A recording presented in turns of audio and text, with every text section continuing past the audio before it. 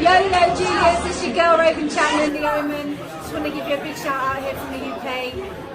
Ring IQ, you're the man. Thanks so much for your support. Welcome to the motherfucking relay. We're covering today's top boxing news. Ow!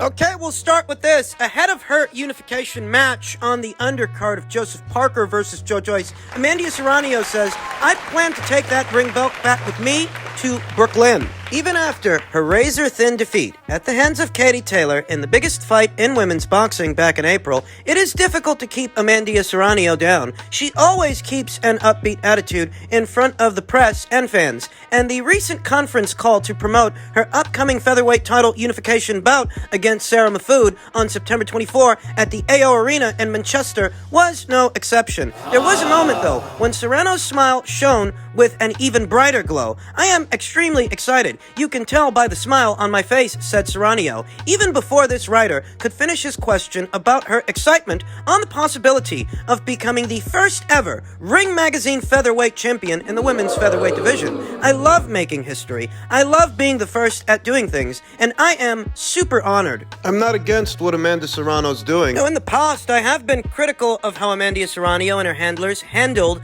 that Katie Taylor situation, but if she is now deciding to focus on becoming an undisputed featherweight champion, I'm okay with that, and I said as much immediately after the Katie Taylor fight. In fact, that's what I said she was going to do. I said there won't be an immediate rematch. Amanda's going to go back down to featherweight. The first time I fought for the ring belt was in my last fight, but this time is where I feel comfortable in my division, so I plan to take the ring belt back with me to Brooklyn, said Serrano, adding that her days jumping from one weight to another in search for challenges, paydays, or achievements are behind her. The only weight I will go up to is 135 to fight Katie Taylor. I am at 126, so it's either that one or fighting Katie Taylor. Cecilia Brækhus was the first woman fighter, first woman champion of any kind to receive a Ring Magazine title of any kind. That was some years ago, and since then, Ring Magazine has done their due diligence to dispense Ring Magazine titles evenly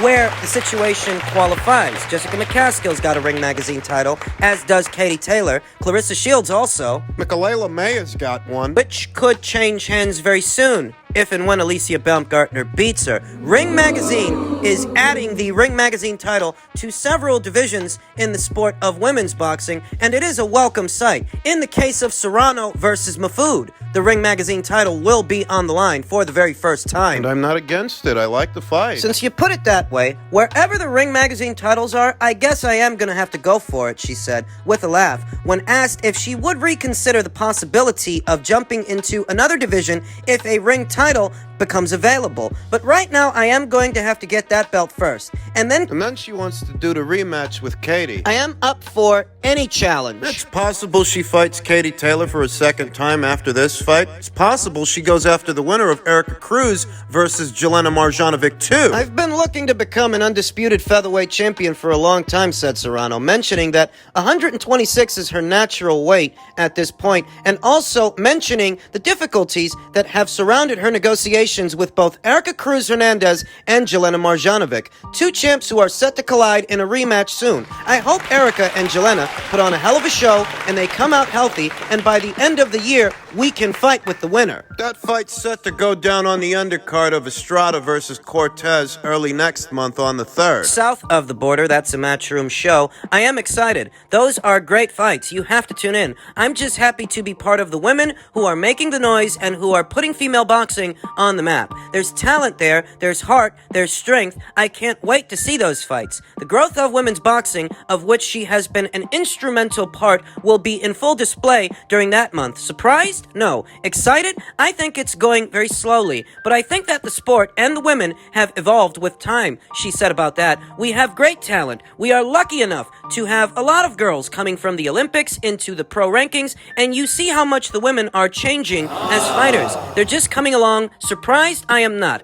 I am just happy. In the bigger picture, however, it is not only the happiness of seeing women's boxing flourish that keeps her going, being an inspiration, a role model for young girls. I'm okay with Amanda not fighting Katie for a second time, and here's why. That fight was years in the making, and when they finally got it over the line, it lived up to people's expectations. It was just as excellent a fight, a dramatic a fight, as what you would expect from two of the top fighters, the top athletes in the sport. It did not disappoint. 1.5 million people tuned in, and over 19,000 showed up to be there in attendance to witness it live. The fight served its purpose. It proved that there is depth and talent in the sport of women's boxing. It proved that two girls swapping punches can be just as, if not more, entertaining as two guys swapping punches can be. The fight served its purpose, and I think at this point, Amanda Serrano, For the betterment of the sport, it would be better for Amanda to continue to campaign as a featherweight. Here's why. she's already a unified champion there. That is a division that greatly benefits from a big-name fighter, like an Amanda Serrano. It gives all those contenders and all those unbeaten up-and-comers something to shoot for, someone to aim at. Brings eyes to the division. It brings attention to it. And if Amanda Serrano is there vying to become that division's undisputed champion, the division in and of itself and all those that campaign within it, at or around it, They benefit indirectly because now people will get to know them too. the greater good. It's actually better that Amanda Serrano complete this mission, become this division's undisputed champion to establish that lineage. Raise this division's profile. No, I don't expect Amanda Serrano to take on every single unbeaten up-and-comer and every challenger at featherweight. She's already very accomplished, but the most that she can do is raise this division's profile so that the next wave of fighters, the next wave of featherweights, have that momentum and that to build off of. These are very exciting times in the women's featherweight division, and I look forward to this fight in a little over a week's time. Keep your eyes peeled for Serrano versus Mahfoud on the undercard of Parker versus Joyce. I expect that Amanda Serrano will add another alphabet title to her collection. In men's super bantamweight news, Naoya Inoue was asked about up-Fulton, saying, if we fight, it will be a great technical battle. It won't be an easy fight. Fulton has a long reach, and it's about how I feel. Well, I close the distance. I also feel if I move up to 122 pounds, my power will increase, and I can hit harder. Whether or not a fighter arrives at a given weight, feeling stronger and more invigorated, and becomes stronger as a result, packs a bigger punch, it's specific to the fighter, specific to the individual, specific to that individual's physical dimensions and their age. Is there any wear and tear? What kind of frames the guy got? Does the guy got the right frame to carry all that weight once he moves up? Kind of like WBO flyweight champion Gento Nakatani. He's very big for a flyweight, so if he were to move up to super flyweight, he could very well be an even bigger puncher up there because he's already very big for a flyweight. May in fact be depleting himself to some degree, making flyweight, and not having to anymore may result in a stronger fighter. The same can perhaps be said for Naoya Inoue. We'll see. We don't know yet because Naoya Inoue isn't exactly big for a bantamweight. He's not a big bantamweight, not a physically imposing bantamweight in all the ways that Gento Nakatani is a physically imposing flyweight, for example. So he gets to super flyweight, he'd fit right in. Will Naoya Inoue be the same guy at 122 pounds that he has been so far at 118 pounds? There's only one way to find out, and I believe that next year we will get the answer to that question after Naoya Inoue dispatches Paul Butler in all the ways we are expecting him to dispatch Paul Butler. God bless him. He's got a lot of cojones, but he don't stand much of a chance against the monster. 3-division champion Naoya Inoue, the monster, who's very close to becoming his division's undisputed champion, making that history. He hasn't been an undisputed champion at bantamweight in over 50 years. We've talked about all of that. It could very well be the case that Naoya Inoue feels somewhat stronger at 122 pounds and perhaps is somewhat stronger, not having to cut those extra pounds to make bantamweight, instead stopping off at super bantamweight. Perhaps he won't be depleted in any way. He may be invigorated, but don't forget that he will be facing naturally bigger fighters than he is. That will be the 4th division that Naoya Inoue has campaigned in, whereas you're going to have career super bantamweights that have a natural size advantage because they're not smaller fighters that are moving up in weight the same way that he's a smaller fighter who's moving up in weight. Stephen Fulton almost immediately comes to mind because Stephen Fulton's been eyeing a Naoya Inoue fight for at least over a year now. He's been talking about it, expressing an interest in that fight. Naoya Inoue himself is interested. He wins his WBO title from Paul Butler. He can move up in weight and become his mandatory challenger the same way Terence Crawford became Jeff Horn's mandatory challenger, the same way Alexander Usyk became Anthony Joshua's mandatory challenger. That's what WBO super champion status does. You also have to wonder if moving up in weight may not hamper Naoya Inoue's speed. The added weight, he's very quick, deadly accurate as a bantamweight. Can he be those things and more as a super bantamweight with the added weight, or will it slow him down? Once again, we'll get the answer to that question sometime next year because most people feel Naoya's going to splatter Paul Butler. Stephen Fulton fight is a much more intriguing fight to the eye, a more challenging fight, as Naoya Inoue hasn't come up against someone who's quite as defensively responsible as a Stephen Fulton. I might argue he's also very durable as well. He took Brandon Figueroa's best shots, and he didn't go down, he didn't go out. While he didn't look great in that fight, try and remember that Brandon Figueroa is huge for super bantamweight. That's a very big super bantamweight. He was before he moved up to featherweight. Better still, Brandon Figueroa, big guy for 122 pounds, and a volume puncher with power. Stephen Fulton didn't look great against him, but he took his best. He didn't go down, and he didn't go out. That's important. That shows that he's durable. That shows that he can deal. He can hang. Naoya Inoue might very well be the biggest puncher anywhere at or around 118 pounds, but can he still get that same kind of respect with his power at 122 pounds against a defensively responsible fighter who is naturally bigger and has dealt with a big puncher, big volume puncher before? Remember, Naoya Inoue is deadly accurate, sharp, and fast, but he's not a volume guy. Naoya Inoue is currently ranked as one of the top pound-for-pound fighters in the sport. Stephen Fulton is not, though he's very close to breaching the Ring IQ pound-for-pound list, because he is a unified champion who beat 2 unbeaten champions en route to becoming just that, a unified champion himself. Though Naoya Inoue is a consensus pound-for-pound fighter in the sport. Every credible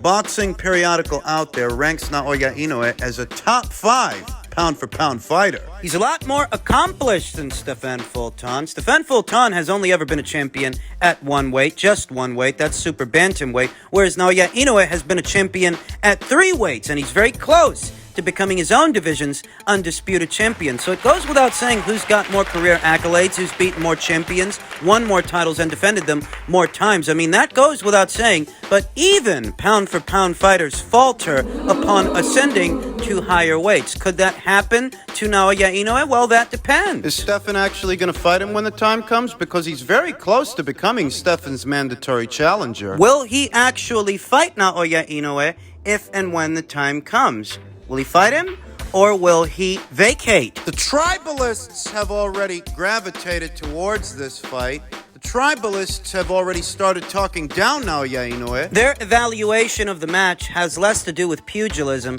less to do with the actual nuts and bolts of boxing, and more to do with whatever fighter they have something in common with. As if that shit means anything in a fucking boxing ring. There is a place for tribalism in all organized sports. Rest assured, there is. Rooting for the home team, in this instance rooting for the would-be hometown fighter, though those sentiments have no place in a conversation about the actual boxing, the actual nuts and bolts of it. This could quickly devolve into a conversation about a fight to a conversation about why a fight isn't happening and who's to blame. Naoya Inoue is the A-side fighter here. Therein lies the dilemma. Therein lies the problem. The real value in facing Naoya Inoue lies in traveling abroad, traveling to Japan for the fight, as Stephen Fulton isn't the draw here in America that Naoya Inoue is over there in Japan. In Japan, that guy can draw in Japan. Is Stephen Fulton willing to go there? It's a great fight if they can get it over the line, but I do question as to whether or not they will get it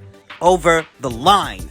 And finally, in men's heavyweight news, per tweet from Michael Benson, Tyson Fury versus Alexander Usyk is highly unlikely for December and is instead being eyed for February 11th or the 18th. Bob Arum has stated. He added that the Middle East is most likely location, though not necessarily Saudi Arabia, with Qatar and the UAE also as options. Well, listen, as long as they can finance the fight somehow, that's all that matters. It doesn't have to be Saudi Arabia. If somebody somewhere in the UAE or Qatar has enough money to bankroll this thing, that's good news any way you slice it. Though given what Tyson Fury's purse demands are, $500 million. And the fact that this is supposed to be a 50-50 split. A 50-50 split between the fighters. That means whatever Tyson Fury gets, Alexander Usyk also gets. Should we expect that somebody's going to spend $1 billion just to put this fight together? Not likely. I mean, Tyson Fury's saying he wants $500 million, so I think he's just joshing. Though I do think Tyson Fury wants more money up front.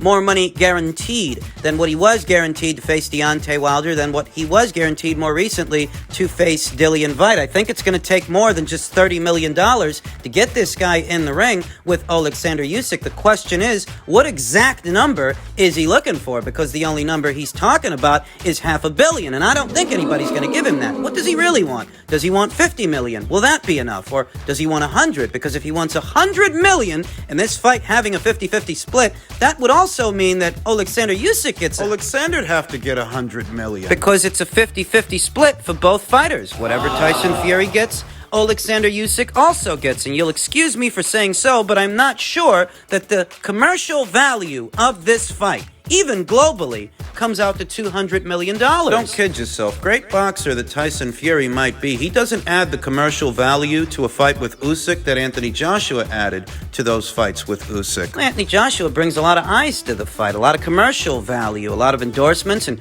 corporate sponsorships. How many corporate sponsors do you think are going to want to jump into bed with Tyson Fury when he's seen rubbing elbows with an alleged cartel king in Daniel Kinahan? It's bad optics. It's bad press. I give two furry fucks what you think about Tyson Fury's boxing and what you think about his legacy. We're talking finance here. Major corporations may not want to sponsor somebody who's seen palling around with what's supposed to be an international gangster. It's just something to think about. You have to question, what does Tyson Fury really want for the fight? How much exactly does he want up front?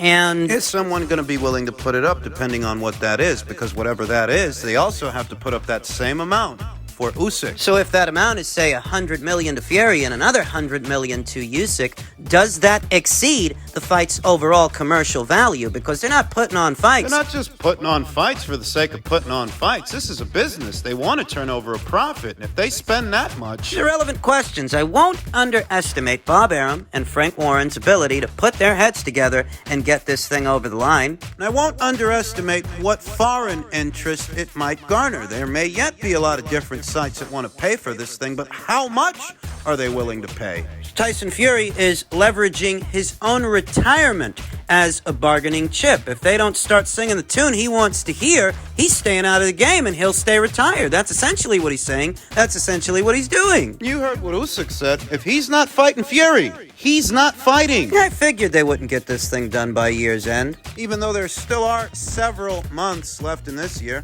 it was too good to be true.